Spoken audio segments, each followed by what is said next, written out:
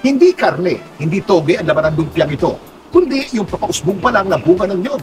Lumpiang buko ng niyog for today's merienda. At mangunguha nga po tayo na rin mga kaprensi, yung bunga ng niyog na hindi pa namumukadkad. Mga kaprensi, ang itsura ng kanyang laman ay mga kaprensi. At kung hindi nga po tayo makamahilig sumakman ng pagkain, ay naku po, ay baka po ay mga 5 buo ng niyog. Pagka pinakuluan na natin yung bunga ng niyog, ay hindi na nga po natin yan agisa. Ibalot na nga po natin yan sa lumpia wrapper para po tayo ay may pangmeriendan ay ating lumpia. Di baga nga ni po't nasa paligid laan ng ating mga bakuran, ang ating mga masasakman ay bastan sakmala na. Talaga naman pong yan ang sarap pagkaga na rin ang merienda, samahan pa ng makamasarap na sausaw.